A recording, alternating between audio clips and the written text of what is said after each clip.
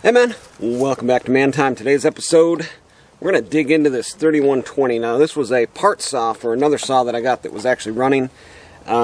Looked inside of this one, it looks like it had been straight gassed, cylinder completely scored, zero compression. Let's dig in here and see what we want to do to this thing. I'm thinking about, I've got a new cylinder for it. I may just put it back together, see if it runs, or I may port it. Still yet to be decided. Welcome to Man Time.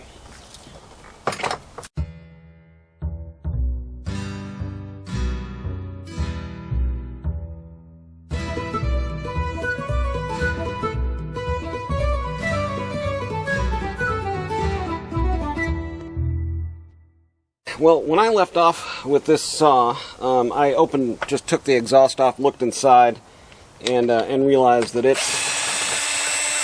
it's in really bad shape. But I want to get the carb off of it, get this thing off of it, and see what we're really working with here. I want to make sure that I've got the right carb kit, and let's get all this stuff off of here.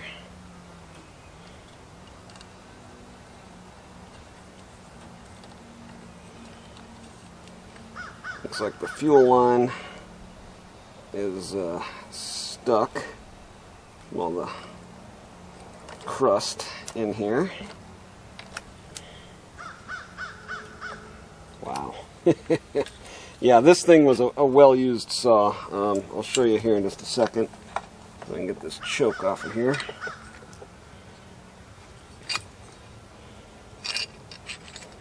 Oh, so those are through screws. Oh my goodness, look at this. Look at the size of this carb. That is massive. I need to see if I've got the right carb kit for this one too. I got some carb kits for the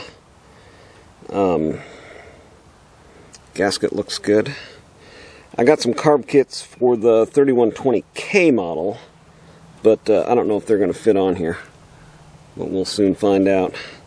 Alright, let me blow all this stuff off. We'll get you in a little bit closer here. Sorry about the sun. It is what it is.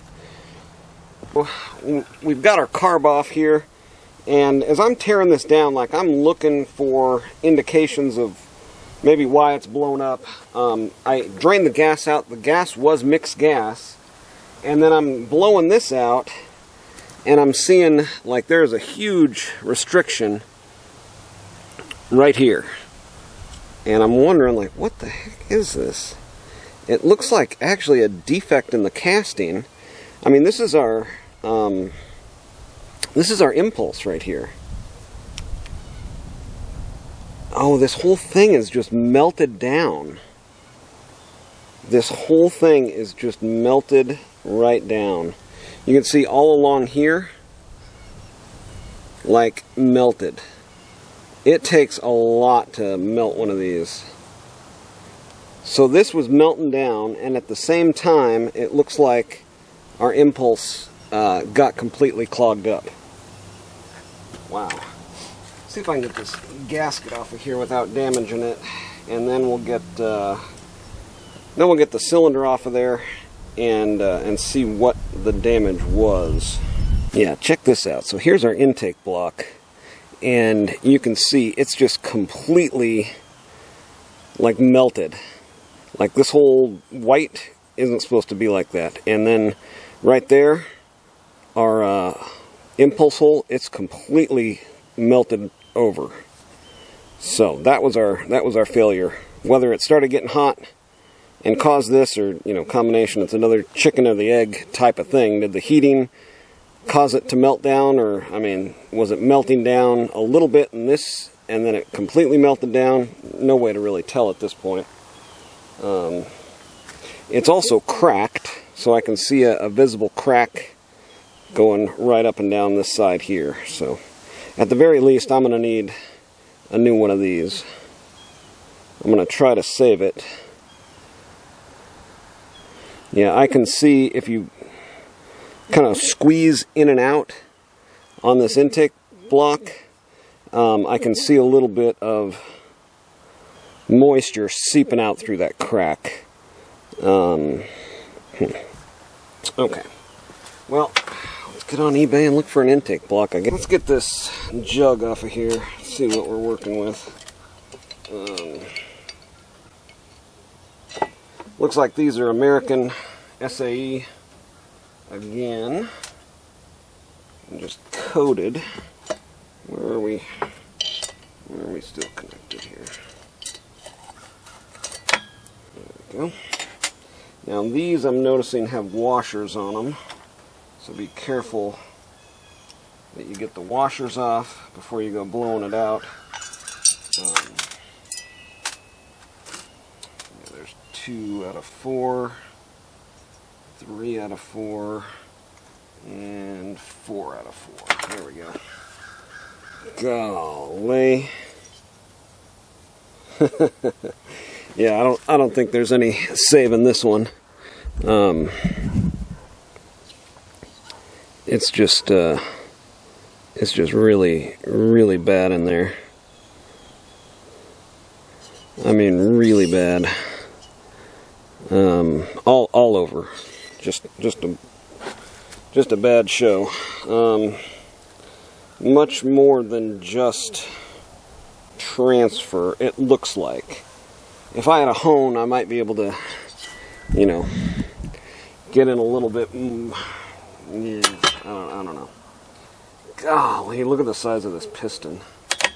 Gasket looks to be okay. Yeah, this looks to be even reusable if need be. Yeah, here's our piston. Yeah, just completely gone. That's why there was no compression. The rings are completely melted into the piston itself. Let's get this off there and take a closer look at it. We got our piston out. Now the real concern is going to be the bottom end. But you can see here, she got cooked. I mean, cooked bad. Yeah, there was chunks of metal in the exhaust, and I mean chunks of metal missing, of course, off the piston. Holy smokes.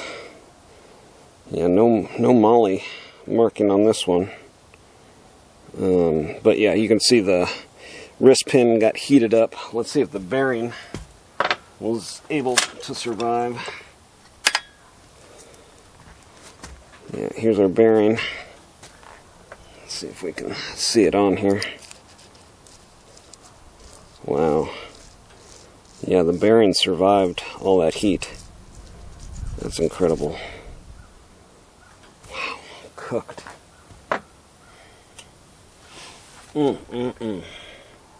Okay, well, I'm going to blow this out one more time.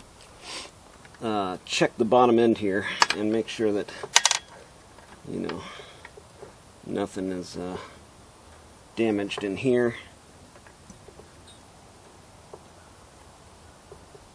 Rod is tight against the crank.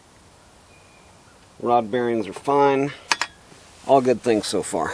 Well, some good news coming out of this anyway. The carb actually looks like it's in good shape, and the gaskets are in good shape also.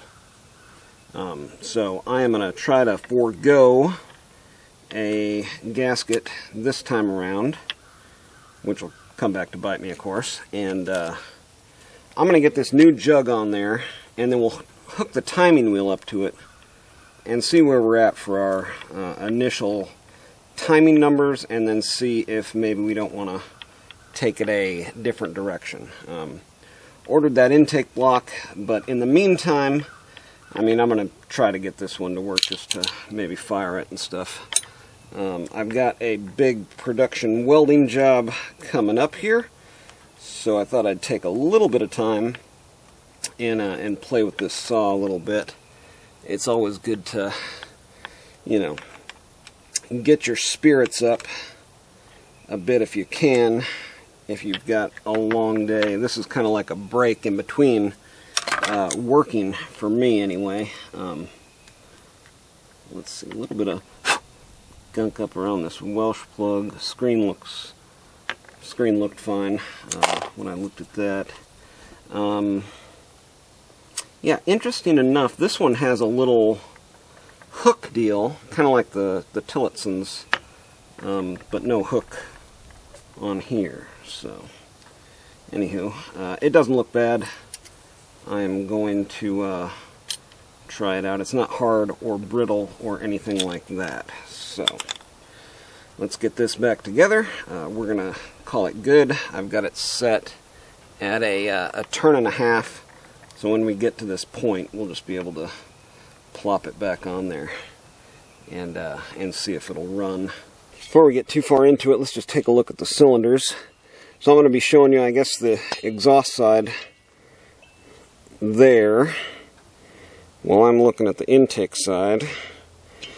So on the exhaust side, the Hyway one actually looks maybe a little bit bigger. You can see down in there for this is OEM, and then Hyway. Hyway is definitely a little bit cleaner without all the scarring, right? But let's look at transfers. Transfers on them look, Hyway actually looks a little bit bigger. A little bit bigger transfer, and this one actually has a really good chamfering. This is the Nicosil. Man, really good looking plating. Man, this is a nice cylinder. And then here's OEM, and I don't know if this is going to be the Molly or male type or not, but a little bit bigger transfer. Lowers maybe. I mean, negligible difference. Anyway. But really good looking cylinder, this Hyway one. Didn't come with any gaskets, so if you're planning on doing this, on your own, you'll need to get a gasket set for it, as they don't come with one. Man, this is a really good looking cylinder though. I may not even do anything to this one as far as porting, but we'll check the numbers anyway and see where we're at. So I'm checking my squish. I just rolled it over, and let's see what we get here. I'm getting 33 thousandths. Yeah, 33 all the way across there. That's pretty good. For a cylinder this big, you really don't want that 20 thousandths that we're looking for on some of those smaller saws to like maximize compression and stuff. I think I'm going to kind of throw the rule book, so to speak, out for this one, and we'll just kind of shoot from the hip on what we think is going to be some good numbers. So 33 squish, no base gasket. I've got it timed out to top dead center with the piston stop there. So we are going to time it and see what happens here. So we're rotating the same way that the chain spins. Cylinder's going down, cylinder's coming back up. Now when we can first see this exhaust start to open right there, we are at, let's see here, 82. 82. Let's try it from the other side here, see if we're getting the same reading.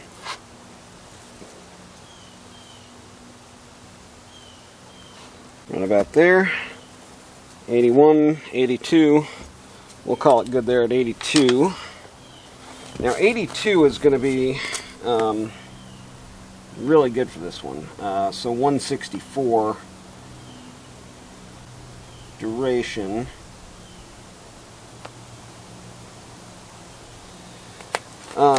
I'd almost like to see it 166 maybe, just due to the amount of compression that it's going to have from that huge piston. That's why you could probably get away with running this thing with a really, nice and high exhaust roof. Let's look at our blowdown from the time that we go from there to that single transfer opening. Right about there, we're at 62. 62. So that's going to equal 20 degrees of blowdown. Fine. And then our intake duration, that's going to crack right there. at 73. 73. So that's going to equal 146 if we close at 73. Closes at 71.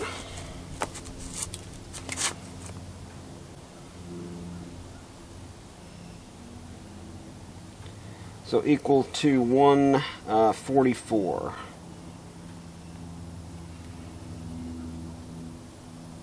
So I could give it a little bit more intake, kind of beef it up a little bit. I don't think I want to do anything to this, honestly. I don't think it really needs it. I wanted to have like one hot rod and one OEM type of deal, but as little use as this thing is going to get, you know, I might want to have, and I'm primarily planning on using it for milling saws. So I think I'm just going to stick with the stock numbers on this one and do no base gasket like that to give it a little bit more of the intake duration and call it a day. So yeah, 164, 20, and 144 intake. Yeah, just kind of thinking about it a little bit further. I mean, this is probably the way that 99% of people are going to be using their Hyway kits anyway.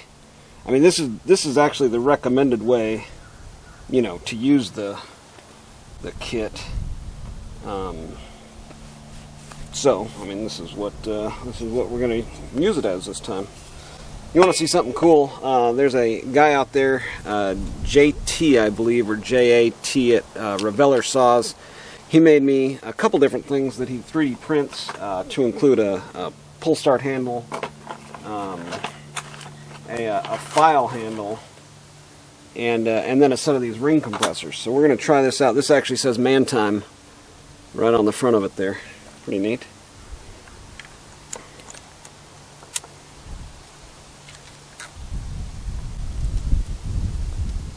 We'll see how they work. Looks to be doing the thing.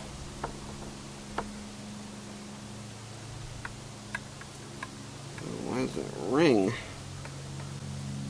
Boy, this is going to be a tight squeeze. This ring looks like it's fully compressed and it's still sticking out. Yowza. This is going to be a high compression saw, I'll tell you that much. Let's see how it goes here.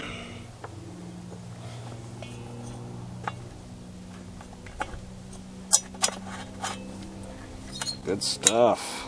Good stuff, Reveller Saws. Seemed to work out pretty good. Alright. Clean up my piston a bit.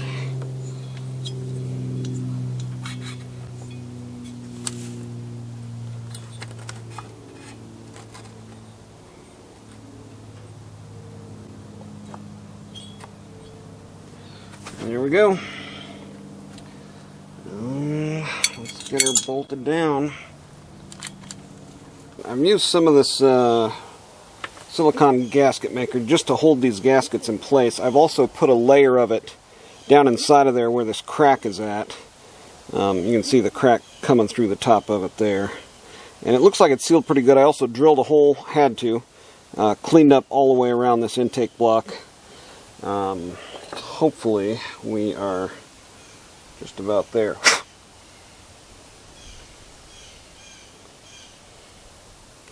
Okay, so this is going to sit like that. Okay. And this, and I've got this all blown out.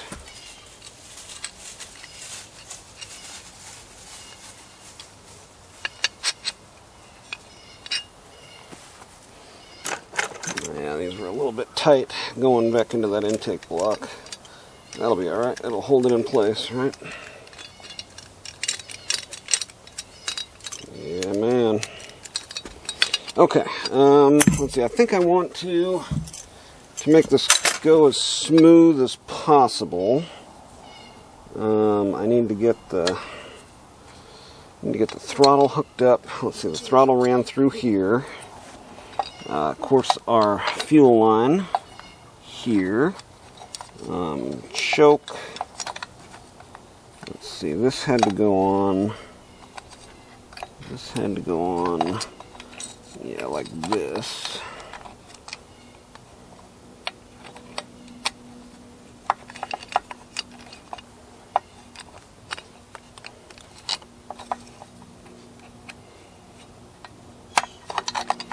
There we go.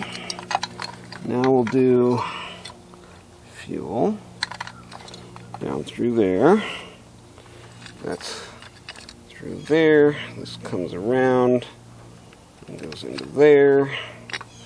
Okay. I think that's it. Let's see if I can get these lined up and back into place here. And what's stopping us? Choke.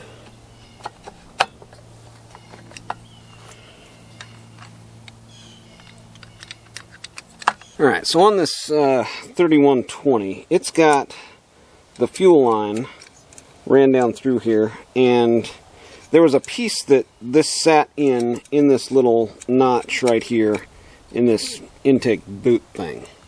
Now, when I took it apart, I saw a little something sitting there, but it was only like a fraction of what it should have been. And I guess the way this works is, there's supposed to be something sitting in there that then this sits in, and it's missing. So I found this fuel filter, and it just so happens it looks like it might work to make this whole situation happen. Now I've got to cut it off here, and then I've got to cut a slit down it to get this wire through there, and I think I might be able to make it work. Let me get out my Dremel and see if I've got a really small cutoff wheel I can maybe slit that with. I think I managed to get it to work, but it's not great.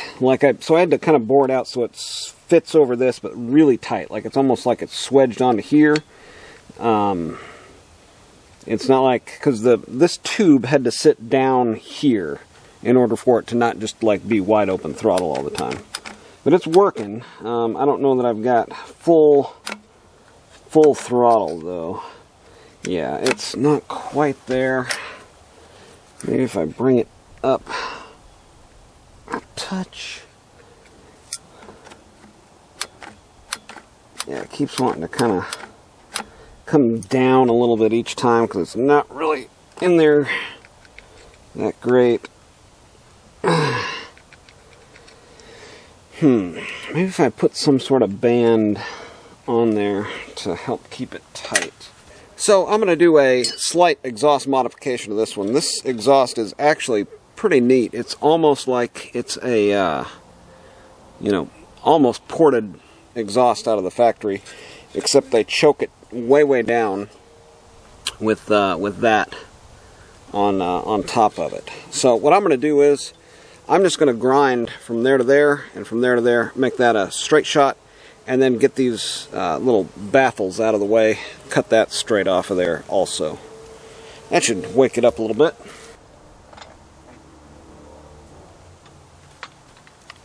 So there is what we had. We cut those off to have a straight shot out, and it's just a open hole. Not the prettiest, but that's kind of what we're looking for. Again, it's not going straight in. There's a pipe, and this is just coming up to that pipe. Oh, one more thing. There was some sort of gasket back here. It had kind of melted and melded with the metal. It looked like it might have been aluminum. So I just took a big flat file and filed this down to where all that stuff is now gone off of there. And we've got a flat surface to mate with. I'm not even really worried that much about a little exhaust leak, if we have any, because there's going to be just so much compression. It's really not going to matter too much. That's right, you got to take this lower dog loose. Just the first two screws, the 2 case screws that hold the top of this dog on there. Rotate that dog out of the way to get your exhaust on there. So we're back in on the carburetor here. I just wanted to show you. I had done a little film on trying to start this thing, and it was 100 pulls later, maybe. See the difference here? What's going on with what was inside the carb and what's in the carb kit. And I had noticed that during the disassembly, right? I said, oh look, here's one of those, like a Tillotson that has the keeper for the plunger, and immediately took it and thought back through my head, like, why isn't this thing starting? Anyways, I'm going to put this carb back together, get the saw back together, and then maybe we'll have enough daylight here to try to start it again. Alright, man, I am at my wit's end on this chainsaw. It has beat me. I think it's got something to do with the flywheel and the 272 coil not meshing together. I think the timing's off on it. There was one person on arboristsite.com that said, yeah, you can use a 272 coil, but then you got to completely retime the thing and advance the timing and whatever. And I thought about some ways to do that. I think I'm just going to order a new part. I still haven't decided yet. I got to see kind of what parts I need. I don't know. There's no of these the older style coils available for it, so none that I can find anyway. So that's going to do it for today on Man Time, guys. Get out there, have you some man time too.